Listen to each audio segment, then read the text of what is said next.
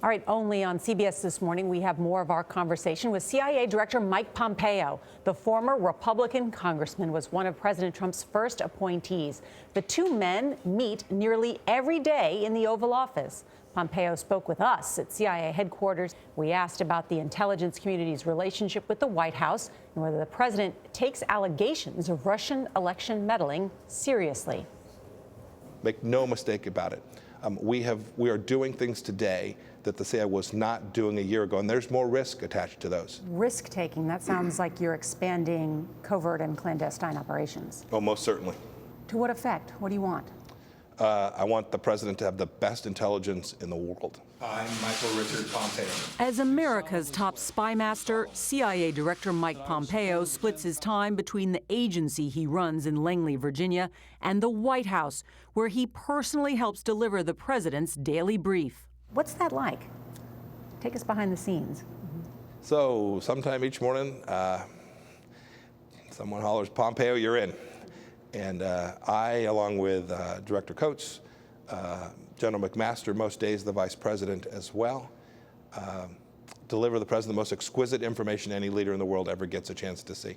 And does it still contain those killer graphics you've talked about? It does. I love killer graphics. I love them. So do you. It helps communicate information, right? This is the important thing. It's absolutely important that we deliver information to the president in a way that in the time that can be allotted to this, that he can grasp the central information that we're trying to deliver to him. I met Mike Pompeo, and it was the only guy I met. I didn't want to meet anybody else. Pompeo has cultivated a uniquely close relationship with President Trump, whose sometimes antagonistic tweets and provocative post-inaugural speech at the CIA, As you know, I have a running war with the media. was said to put him at odds with the agency, something Pompeo denies. It was important to me that he come out here. So I asked if he wouldn't, on his first day, come out and talk to the men and women of the CIA. That speech ended up being quite a stem winder, though. It was a heck of a day. Our officers appreciated the president coming after a very long evening the night before, coming out to Langley to speak with them and share his love for them. Your predecessor, John Brennan, had called that speech a despicable display of self-aggrandizement. When a former director criticizes the administration, what does that do? So there's a long history of former directors behaving in a way that reflects the excellence, professionalism, and non-political nature of the Central Intelligence Agency. It is my hope that all of the former directors will behave that way, because when they don't, they do damage to the CIA.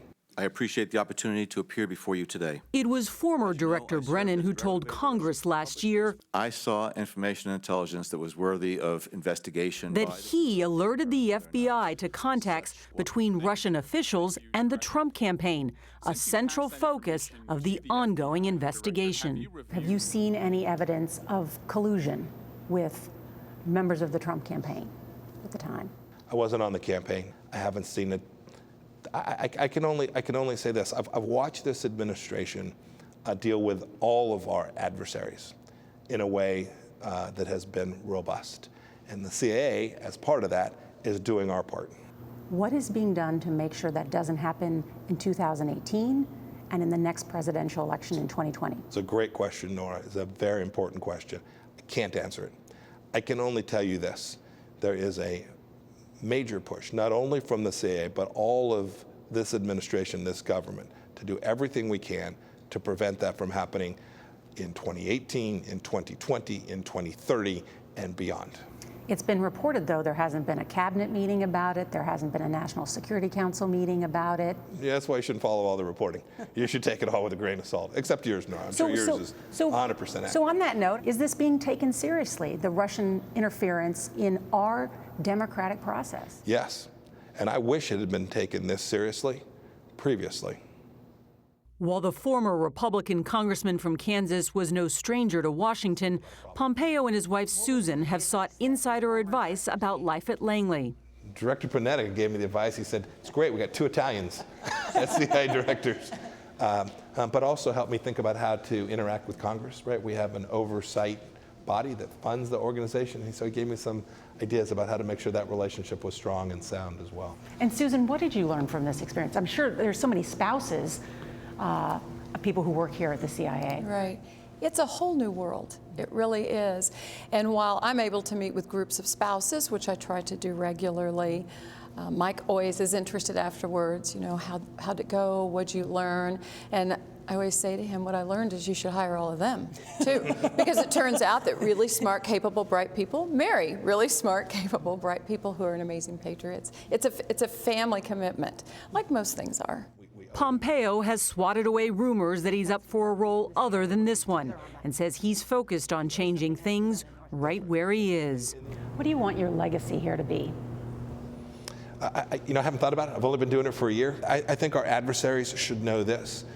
When Mike Pompeo leaves as the director of the CIA, this organization will be more vicious, more aggressive, more inclined to take risks, to come directly at the threats that America and the world faces. If I can do that, I'll be very proud of what I've accomplished during my time as the director. So it was fascinating to get that inside look about that and a number of other topics. Fascinating, and he seemed very forthcoming as much as he could be. I mean, I liked in the last hour, Norah, when you said, did we know about that latest attack? And you could tell he was thinking about his answer, but he then said to you, yes. Then when you asked a question that he didn't want to answer, he said, great question, but I don't want to answer it. I appreciate his candor. Just on that, to follow up on that, because the reporting has been that our intelligence on North Korea has not been the best, and that we did not know that that last nuclear test was a hydrogen bomb, and he said yes, we knew that. Yeah. So that's but he hesitated a little the way he answered it, but then he did answer it. Yeah. You talk about his time at the CIA, that there has been talk about if Rex Tillerson leaves state, about him potentially moving into that role at some point. Does he say anything about that? I did ask him that specifically, and he said he's focused on his job at the CIA. So he has Yes. not as good as being a spy, but he did not give any clue about his future role. And he didn't say absolutely not.